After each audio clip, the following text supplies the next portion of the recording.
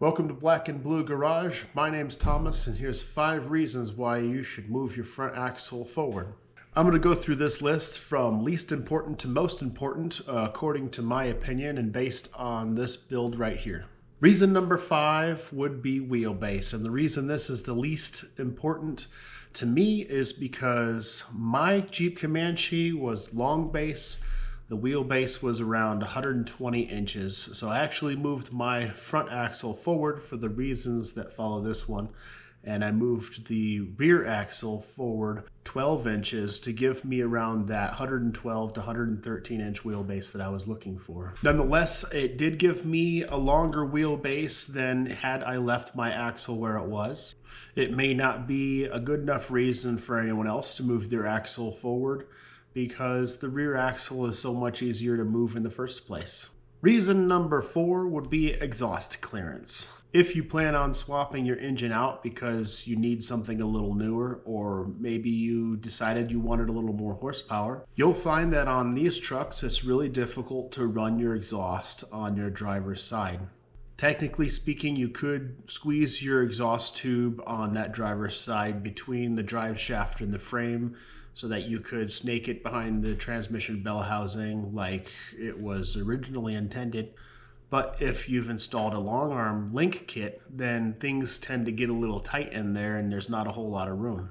This leaves you with the option of putting the exhaust tube from the left under the engine oil pan right in front of the sump. Now, depending on what engine you have and where you've mounted it, and throw that in with what axle you have and what truss you've decided to put on there, you may find out really quick that you don't have a whole lot of room between the sump of your oil pan and your axle truss.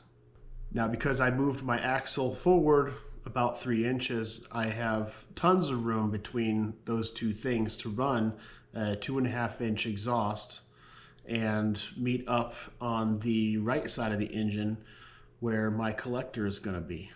Reason number 3, and getting a little more important now, would be about tire clearance.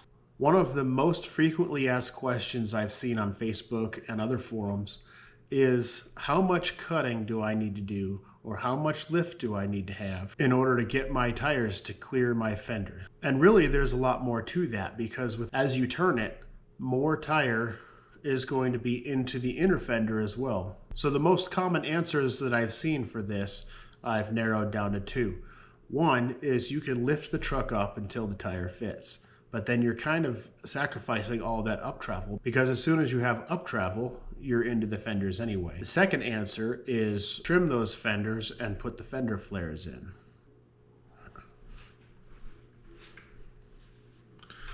On the other hand, I have seen a lot of Jeeps that have big fender flares to accommodate larger tires that rub anyway. Most of the time, the rubbing is happening in the back part of the fender or on the floorboard.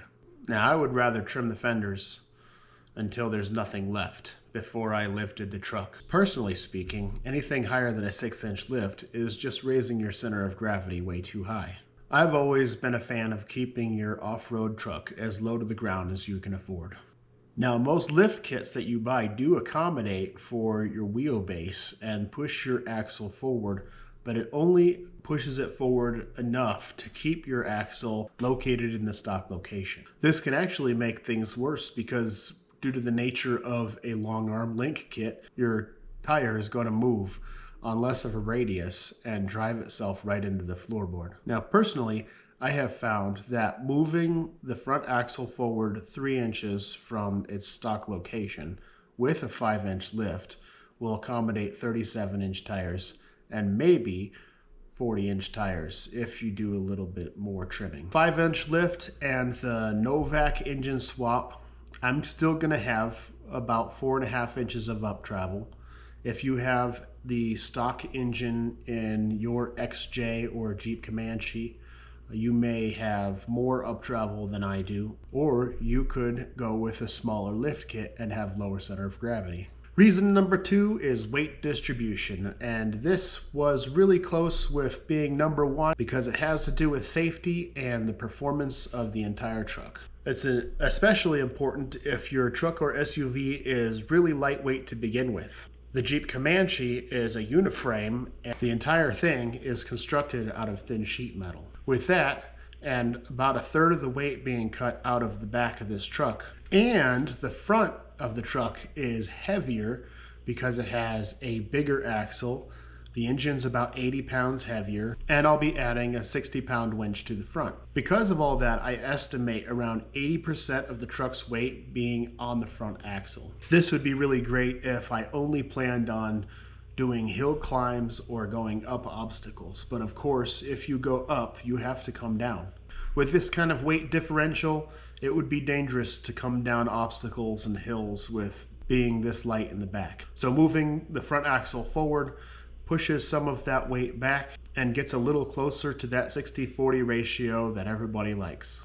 Of course, you can further manipulate your weight differential by the use of suck-down winches, but that's a video for another time. And now we get to reason number one, and this is my favorite, and that is approach angle. Moving my axle forward is going to be a huge improvement in this area. Now I know you've seen a lot of Jeeps out there with big armored winch bumpers, and there's really nothing they can do about that. If they want to run a winch, you pretty much have to put it on the bumper. And there's a lot of really good equipment out there, but the farther your bumper sticks out, the more issues you run into when you have a complicated climb. Now for us guys building Jeep XJs and Jeep MJs, there are kits out there to put a winch behind the bumper, and that's because our radiator is so short and wide. So that's 5 reasons I decided to move my axle forward. There's still some things to consider before starting this project, and that's how all of your components are going to fit after you move your axle forward. You may have to move your track bar mount. You may have to use hydraulic steering depending on how far forward you want your axle to go. And there's a few other things that you have to figure out, like